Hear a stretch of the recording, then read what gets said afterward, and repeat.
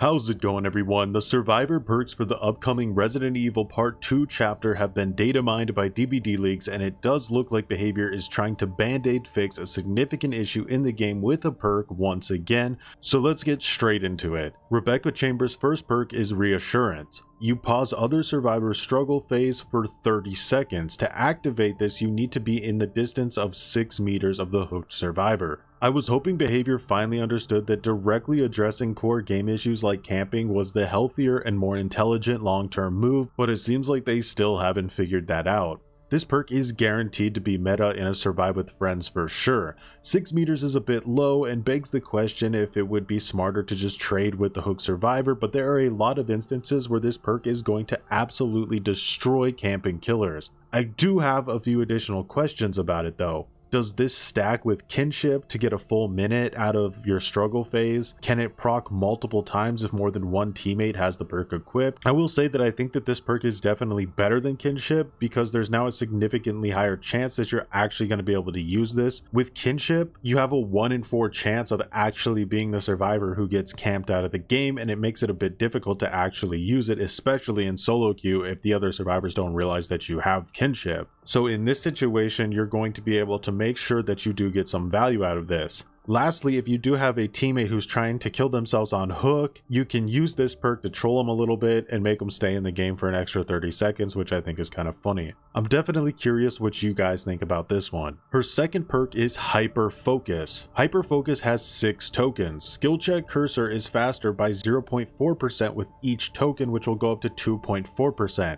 Skill check bonus progression is increased by 3% with each token, which would be a total of 18% if you had all 6 tokens. Now, I'll be honest, I'm not entirely sure what this perk is doing.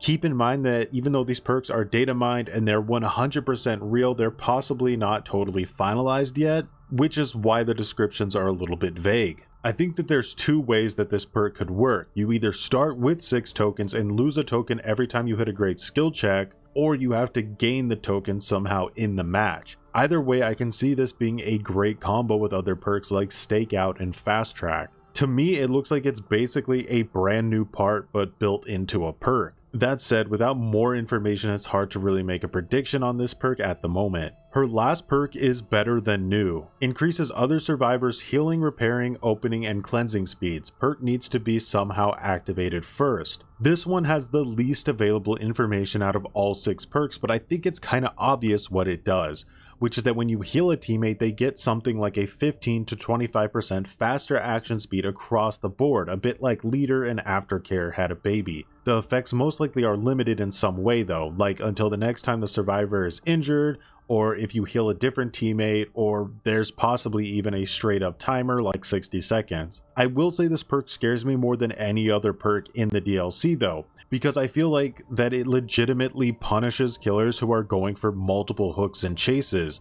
If this becomes meta, it's definitely going to incentivize tunneling because it actively punishes you for playing nicely. Of course, I could be wrong about how the perk works altogether, but those are my concerns at the moment. Next up, we have Wong. Her first perk is Reactive Healing. When another survivor gets hit from a distance of 32 meters of you, the effect applies. Healing progression is increased by 25%. What I believe this perk does is that if you're healing yourself or another player and another survivor on your team gets hit within 32 meters of you while you're doing that healing process, it'll immediately give you 25% of the heal, sort of like Autodidact does when you hit a skill check. If that's the case, I think this sounds like a pretty cool perk. However, if that's not the case and this perk is just worded a little bit weird, then I think you would be way better off running something like Botany Knowledge, Desperate Measures, or even Autodidact.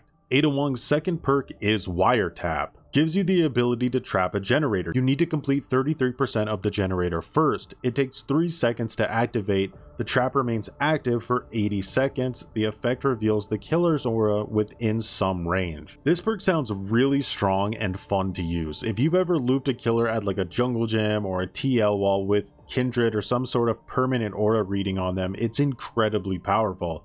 I'd personally really enjoy using this. That said, I am curious if the killer has to kick the gen or if you see the killer's aura around the generator within a specific distance. Either way, it sounds like an awesome perk to use and a really scary perk to deal with as killer. Ada's last perk is Low Profile. As the last survivor, you leave no scratch marks for 80 seconds. This is a straight up meme perk in my opinion. I think it would be a little bit better if you also made no footstep noise or something, but this is just meh how it is.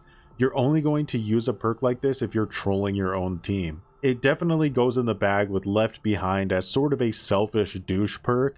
My advice would be to dodge any teammates running a key after the Resident Evil chapter is released, as they're more inclined to just let everyone die so they can dance around with this perk for 80 seconds. But that's all. I'm curious to see Wesker's perks when they're data mined. Also, how are these perks shaping up in your eyes? Are there any cool perk combos I overlooked? Are you annoyed that Behavior is still band-aid patching core game issues with perks 6 years after it was released? Let me know, and as always, thanks for watching and have a good one.